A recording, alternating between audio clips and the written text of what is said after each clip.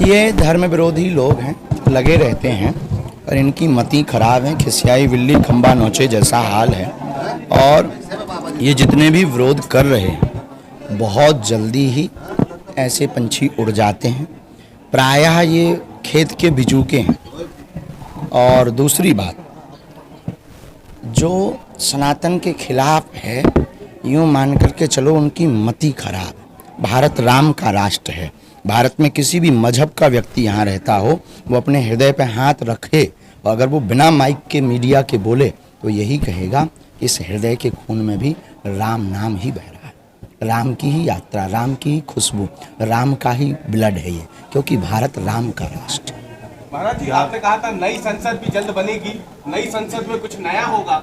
हिंदू राष्ट्र को लेकर के आपको क्या लगता है, नई संसद से कुछ आगे बात बढ़ेगी? राम मंदिर की यात्रा, भगवान कृष्ण की यात्रा, ज्ञान वापी के विषय, ये सब सनातनी हिंदू राष्ट्र की ओर ही उत्थान कर रहे हैं, सब आगे बढ़ रहे हैं। दूसरी बात, हिंदू राष्ट्र हमें प्रायः कागजों पर नहीं चाहिए, लोगों के दिलों में चाहिए। हमारे हिंदू राष्ट्र में किसी को भागना नहीं है, हमारे हिंदू राष्ट्र में सिर्फ सनातनियों को जागना है। महाराज जी, एक चुनाव है तो क्या कोई भी पार्टी के नेता हो, कोई मंत्र देंगे उनको जीत का कि वो ऐसा काम करे ताकि वो देश? बाबाओं से चुनाव नहीं जीतना है, जनता को ही बाबा मान ले तो चुनाव जीत जाए। अच्छा महाराज जी, आपने एक बात कल कहा था कि जो सभी सनातनी है, जो सभी हिंदू हैं, वो अपने घरों के बाहर ध्वज भी लगाए ताकि पहचान भी हो। ये संभव है? आपको लगता है ये होना चाहिए? होना चाहिए, कैसी बात कर रहे हैं, संभव भी है और होकर के रहेगा। जिस दिन सनातनी जागे, फिर सनातनी होने का मतलब क्या है? आपके पास जब तक आईडी नहीं होगी तब तक कैसे पता लगेगा कि आप पत्रकार हो? उसी प्रकार घर के बाहर धर्म ध्वज नहीं होगा, मस्तक पर टीका नहीं होगा, कैसे लोग जानेंगे कि आप सनातनी हो? हाँ, ये नहीं है कि अति अनिवार्य है, पर अनिवार्य है।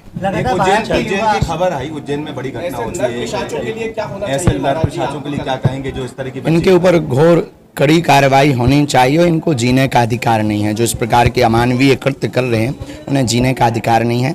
और इस बच्चियों के ऊपर इस प्रकार का कृत्य करने से निश्चित रूप से हमारी भारत माता को आघात पहुंच रहा है। इसलिए सरकार को, प्रशासन को मजबूती के साथ कार्रवाई करनी चाहिए।